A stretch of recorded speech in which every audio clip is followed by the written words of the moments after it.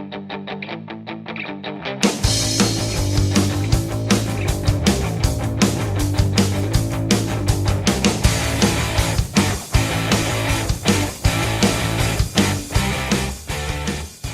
listening to the April 15th, 2016 edition of the Surfwatch Cyber Risk Roundup, the weekly podcast that's focused on how the world of cybercrime is impacting business. The Surfwatch Cyber Risk Roundup is brought to you by Surfwatch Labs. Hello, everybody. I am Jeff Peters, Surfwatch Labs editor, and I'm here, as always, with Matt Lightfus, Surfwatch Labs writer, for our weekly podcast.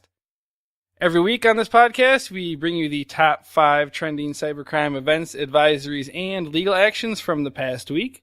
So we'll jump right into it with the top cybercrime event. Coming in at number 1 this week, we have CUMLIC, which is the Filipino Electoral, or the Philippines Electoral Commission.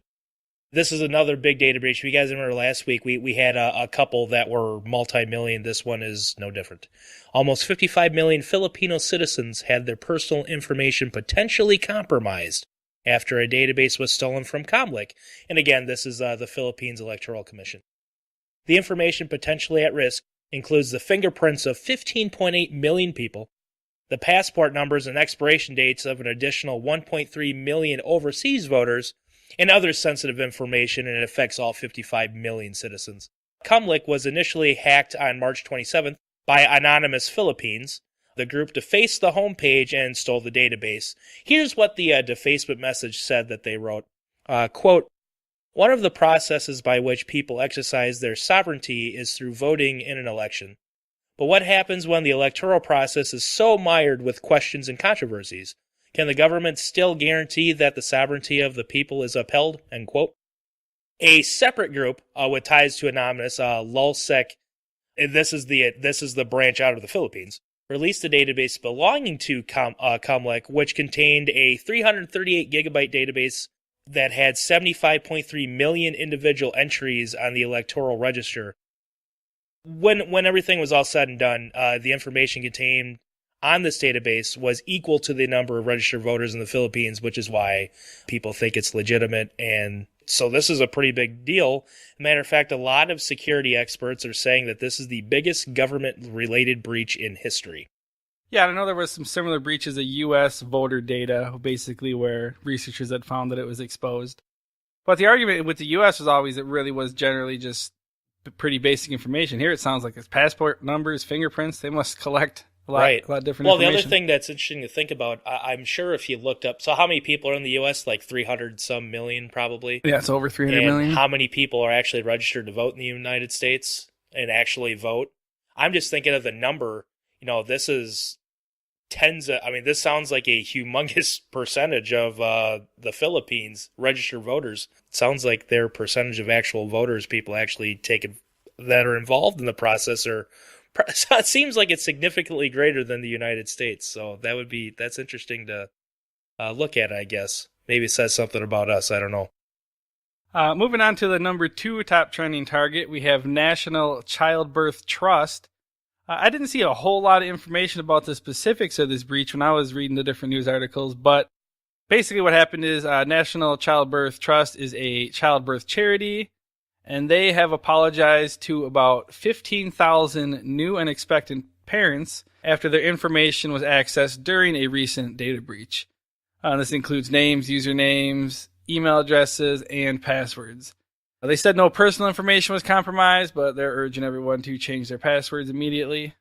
I don't really see anything else about that besides just the basics. Pretty newly announced breach. Yeah, I was kind of surprised that it was trending like it was, because there are some other things that happened that you could argue are, I don't know, at least in my opinion, a little bit more to it. Not that I'm trying to downplay what happened here.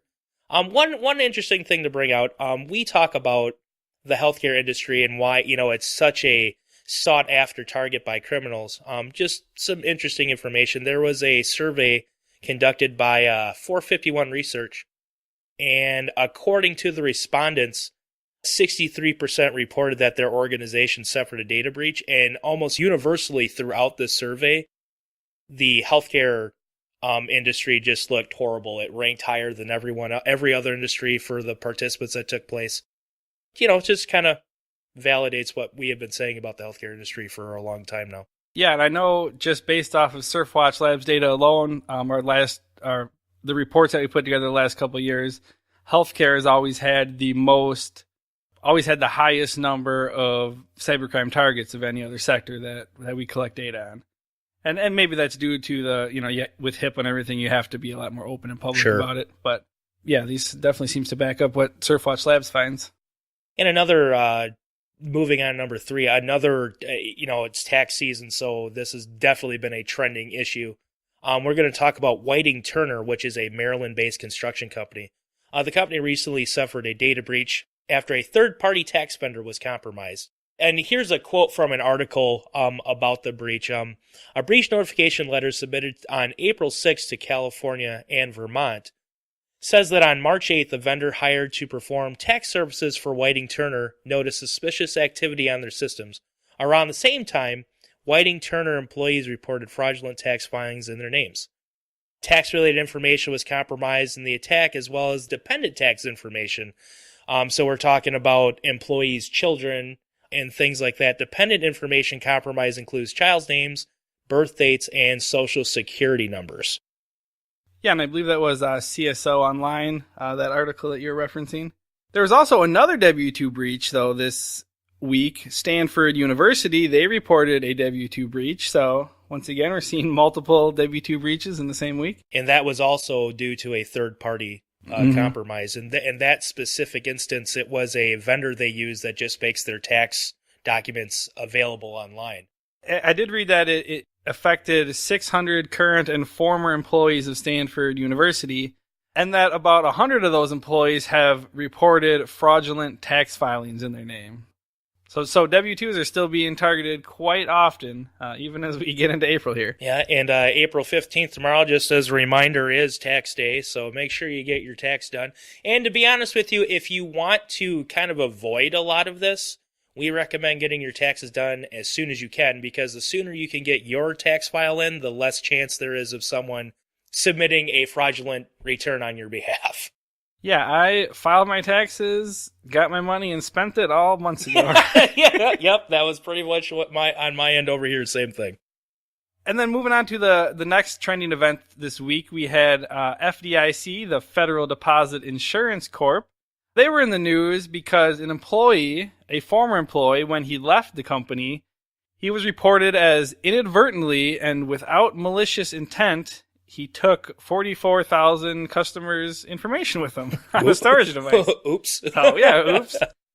So it sounds like it wasn't a huge deal because he returned it, but I did see that a House committee is now looking into this incident, and Representative Lamar Smith, who chairs the committee that's looking into this breach, he said that they're requesting documentation about this incident as well as all other major security incidents dating back to 2009 because the committee wants to ensure that proper action is being taken to mitigate potential cyber risks from the FDIC.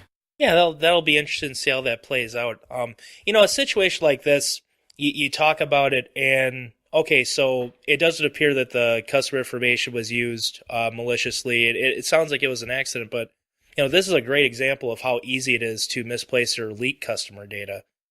Why, was it his job to have access to this information? I would like to be in on the meeting where he returned it and explained what happened there. Right. Just to see how it is that he accidentally downloaded all this information. And number 5, we haven't talked about Bitcoin in probably a couple weeks, but we're going to talk about the Bitcoin online wallet vendor CoinWallet.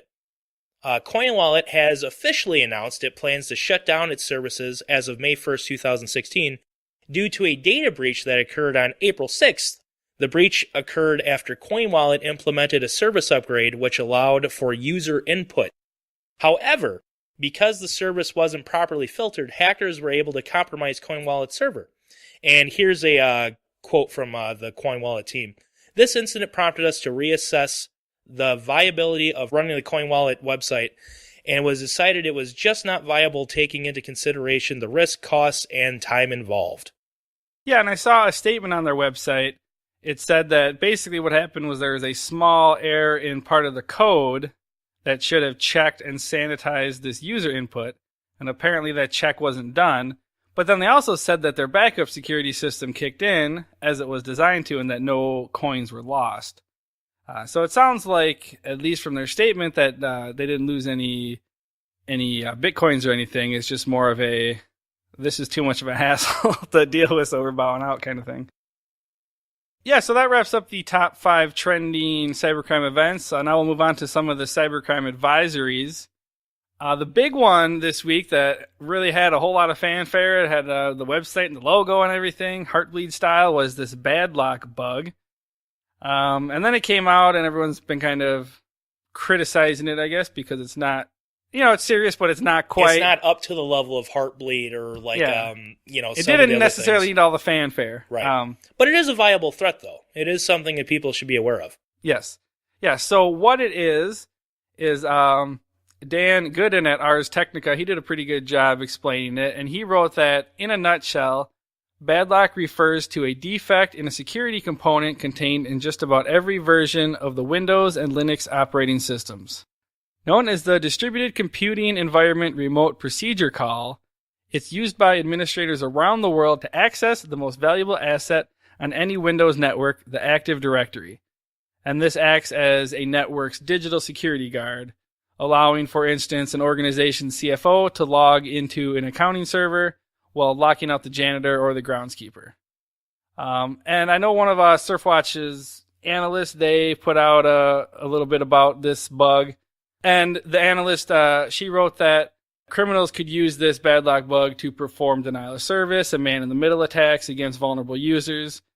And she went on to say that, while it's still an exploit that definitely needs to be patched, it turned out to be less than critical in Windows' eyes, since they actually downgraded their bulletin from the Badlock Bug from critical to important when they released information about it just a day or two ago.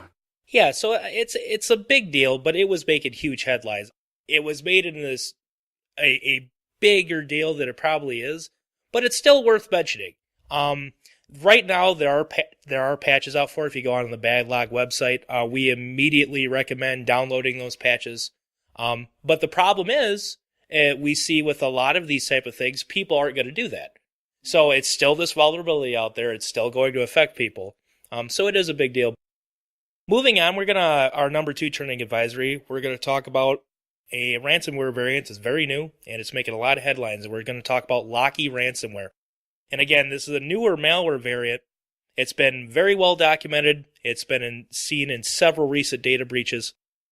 Even though this ransomware is fairly new, it is already showing signs of evolution. And here is a quote from Checkpoint researchers. Recently, Locky began showing code modifications that prevented security researchers from efficiently monitoring its activity, but some additional changes were observed over the past week.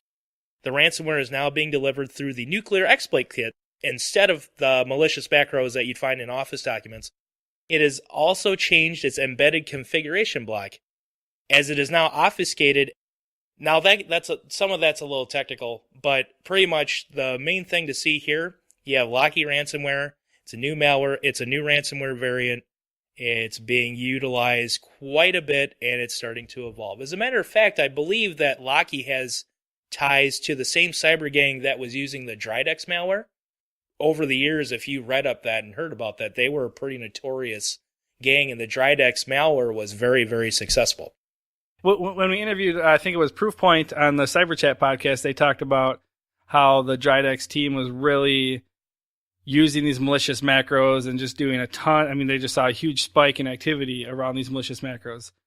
So it sounds like they changed and were using that tactic for a while, and now maybe they're shifting a little bit because people are kind of catching on. Yeah, and then moving on to our weekly Malvertising update. I don't know if we had one last week. We did not have one last week. Oh, we took a week off.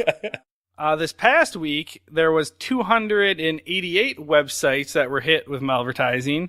These were different popular Dutch websites. This is according to Fox IT Security Operations Center.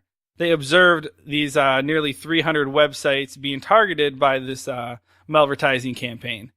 And this includes some of the more popular Dutch websites out there. I don't visit them because I don't go to Dutch websites too often. But if you do, you might want to check out the list. Visitors of these websites are at risk of being served the Angler exploit kit, which then that exploit kit obviously leads to different threats. Coming in at number 4, we're going to talk about a phishing campaign that has been spotted using a victim's address. So a very unique method of social engineering here. A phishing campaign has been spotted using a victim's residential address to trick them into thinking it is a legitimate email. Zach Whitaker, a writer for ZDNet, received one of these targeted emails and provided some information about it. And here's what Whitaker has to say. The well-worded email appears to come from a legitimate email address and domain and raises very few irregularities, which is very common with phishing emails, or well-done phishing emails anyway. The email comes with a demand for money for an arbitrary service, along with a link that purports to be an overdue invoice. Users who fall victim to the scam will be served with a ransomware variant called MACTA Blocker. It's not currently known exactly how the attackers obtain a victim's residential address and information, but there are documented ways where they could be doing it, but it's all speculation at this point. And we should just throw out a quick mention to the Surfwatch Labs blog. For those listeners who don't know, Surfwatch Labs launched a blog. I bring that up because the most recent post on there, one of our guys wrote something about some phishing threats that he had recently seen, and just basically looking at the Surfwatch Labs data, he said that over the last 6 months, looking at the percentage of attacks that involve social engineering, it's more than doubled over the last 6 months. So we're seeing a lot more usage of that in the attacks on the data that we're collecting. Coming at our number 5, and we're not gonna lie to you guys. This isn't a trending advisory. It's something that we want to bring up. According to our data, Microsoft has been the top trending company associated with advisories for like the last whatever. Yeah, it's always in the top every week. It's always at least in the top 3. They have so much going on. There's always some vulnerability affecting them. So today we're going to talk about Windows XP. Now, there's been some information out there, some research that was done that showed the amount of Windows XP users. Now, it's still the third most utilized operating system in existence, even though it came out back in 2001. And the main reason we're bringing this up is because Microsoft officially ended support for XP 2 years ago. So what does that mean? Now you're talking patches, vulnerabilities that are found. Windows XP is not being updated. So you're vulnerable to all these things.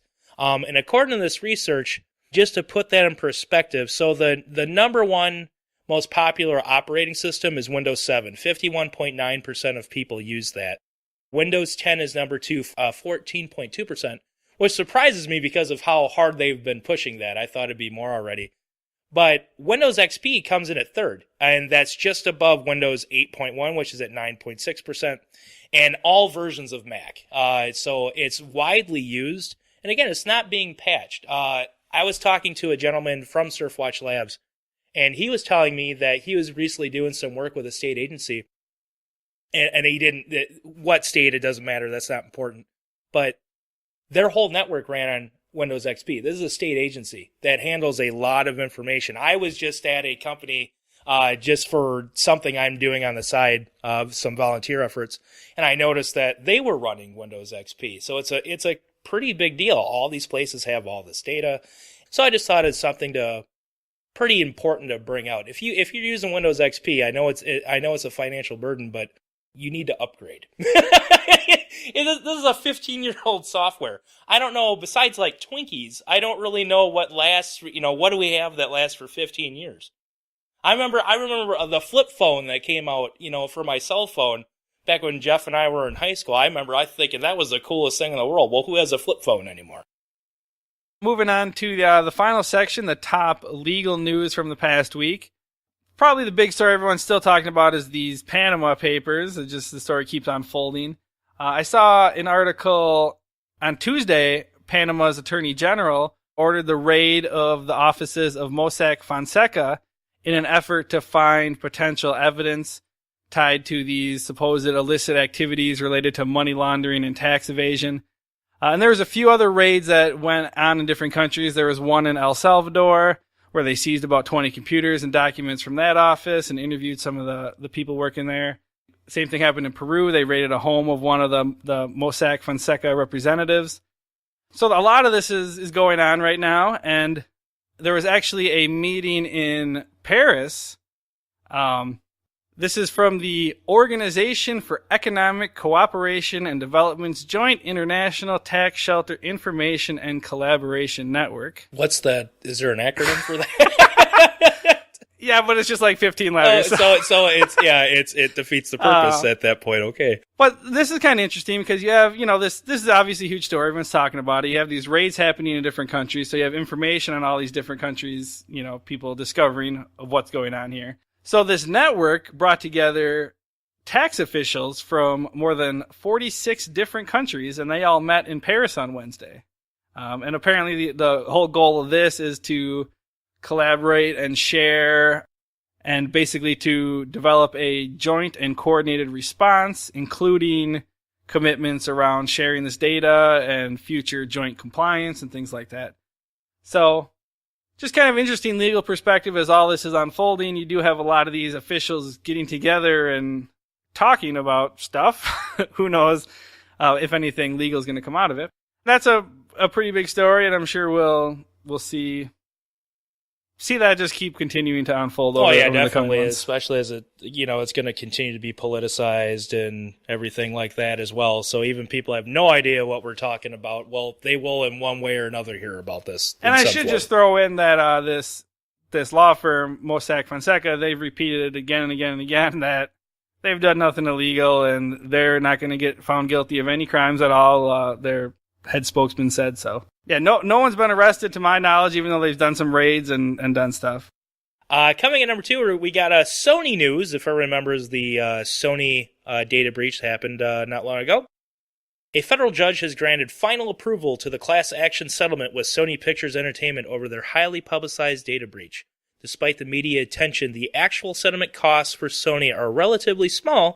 $2 million to reimburse class members for costs related to prevent identity theft, up to $2.5 million for documented related losses, and an additional 2 years of identity theft protection services. In addition, attorney fees may be around $3.5 million, although that has not yet been finalized. So there's your semi-monthly Sony news. Yeah, and it seems like this should hopefully, as far as I know, be the final step of this whole class action. And it's not a lot of money relative to the amount of coverage. I mean, if I had to shell out $3 million for something, it'd be a lot of money. But we're not an organization. So $3 million for me, that'd be I'd be moving back in with mom and dad. Another update we have, I believe we talked on the podcast about Wendys. They have a class action lawsuit going on to their data breach from January 2016. This week they filed a motion to dismiss that lawsuit. Their argument is that it's all based on, quote, speculation and innuendo, and they wrote that the plaintiff admits that very few details have been released about the breach, and that the plaintiff claims that Wendys' security practices were inadequate, but then he never really says what was inadequate. They don't really provide any facts. So that's their argument there. And this all stems back to a gentleman named Jonathan Torres, and he alleges that after visiting a Wendys in January, he saw fraudulent charges on his debit card related to purchases at Best Buy and Sports Authority. Now, do you remember when this data breach took place? I remember one of the things we talked about was immediately, it was almost like the week after it was announced, this class action lawsuit was started. I remember thinking wow, that was quick. Well, I believe when I read about this, they said it was like 8 days after. So that's part of Wendys' claim is like, hey, we haven't finished the investigation. We don't necessarily know what happened. How can you be saying that we're negligent when we haven't really done that yet? So they kind of have a point, but then they also say that few details have been released. Well, they're the ones who haven't released the details. So. Right. Funny how that works. Yeah. But who knows what the judge will do. I mean, it seems like every one of these, they try to get it dismissed and then either it does or doesn't. We'll see. Coming at number 4, this is kind of interesting just from reading the headline here. They have an appeals court, and they ruled that general liability policy does cover data breaches. On Monday, a 3-judge panel of the U.S. Court of Appeals for the Fourth Circuit upheld a district court ruling involving Travelers Insurance Commercial general liability policies applied to a data breach involving electronic health records at Portal Healthcare Solutions. The liability policies cover damages arising from the electronic publication of material that gives unreasonable publicity to a person's private life, or the electronic publication of material that discloses information about a person's private life. In 2013, 2 patients said they searched for their names via Google and discovered their private medical records from Glens Falls Hospital in New York, which hired Portal to maintain its electronic records. The court found that met the definition of publication. So these people were able to find their medical record online. Yeah, like that? They claim that it was actually the very first item popped up in Google when they searched their names. Wow. Okay. So yeah, the argument here was that Travelers is saying it doesn't qualify as publication because they didn't actually publish it in their sense of the word, but the judge, I guess, found that was hogwash and said that it is. Now, there's a few articles kind of saying that this is like a huge ruling because you always hear about cyber liability insurance as opposed to just regular general liability insurance, and usually general doesn't cover cyber crime and breaches and things like that. So some people are saying that this could potentially have an impact, but the interesting thing here is that Portal's healthcare solutions, like their whole deal is that they just basically work with maintaining these health records. So that's why the general liability covers more here than it would if it was like an unrelated kind of company, if that makes sense. Makes sense to me. And then last story, quick, we'll just throw out a couple of updates from stories from our previous podcast. Last week, I think we talked about this encryption bill from Senators Richard Burr and Dianne Feinstein, and it got leaked about a week ago, and everyone was basically saying what a horrible bill it was, and now they officially unveiled the bill, and pretty much everyone says it's absolutely terrible. Almost universally, yeah. All the tech industry, a lot of privacy advocates, even some fellow politicians. Senator Ron Wyden, he actually vowed that if this legislation reaches the Senate floor, he is going to filibuster it. So, as we predicted on last week's podcast, don't expect this to go anywhere. Yeah, right. And then an update real quick on the FBI Apple story. A lot of people, us included, we had talked about how the FBI had gotten in contact with this Israeli firm, Celebrite, and supposedly this firm helped hack the iPhone. Well, the FBI said recently that it actually did not need the services of this Israeli firm in order to hack the phone, and instead they hired some hackers, some of them kind of the questionable gray hat hackers, and that those hackers had found a previously unknown flaw, and then they used that to build some hardware in order to get past the iPhone's PIN. So there's been a few articles this week and a little bit of debate about should the government be basically giving money to people who aren't the white hats, but also, kind of a little murky in ethics. So yeah. But yeah, that wraps up this week's top 5 trending cybercrime events, advisories, and legal actions. Now moving on, we have our funny story of the week. Yeah, we got a pretty good one this week. Maybe chuckle anyway for a little bit. Hackers were able to compromise the broadcast signals of 4 U.S. radio stations last week. The hackers swapped the regular broadcast, which usually played like Taylor Swift pop music, so shake it off type of. I'm a big T Swift fan, so sorry. They actually replaced that type of music with a 90-minute raunchy podcast about furry sex. So if you can imagine that, listening to this radio station, and then all of a sudden you get this weird podcast comes on. Well, I don't want to say weird because I don't want to be judgmental. Don't want to judge people. Don't want to judge floats people. Your boat. That's right. The group behind this podcast, Furcast, denied any involvement in the compromise. According to Jason McClelland, he's the owner and general manager of KXAX Radio Group, which owns all 4 of these radio waves. Quote, all in all, the Furcast aired for an hour, possibly 2. During that time, they talked about sex with 2 guys and a girl in explicit details and rambled on with vulgar language, not really having much of a point to the podcast. I'm assuming there was no real reason for this hack. Now, to kind of get an understanding, I actually looked up this Furcast. And here, under their About section, this is what they have, so everyone kind of knows what we're dealing with here. Would you like to partake in a radio show during which it's considered quite an admirable action to lose sight of the topic at hand? Do you have an unusual regards toward anthropomorphism? Are you intrigued by a culture based on just that concept?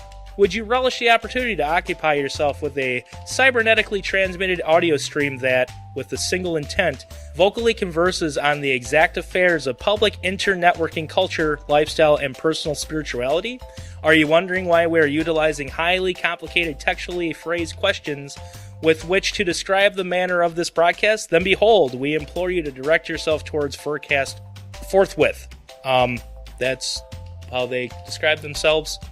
Jason McLennan, who again was the owner of the radio group, he said he didn't really see a reason for this hack. Well, there was a reason, and they did it for the lulz.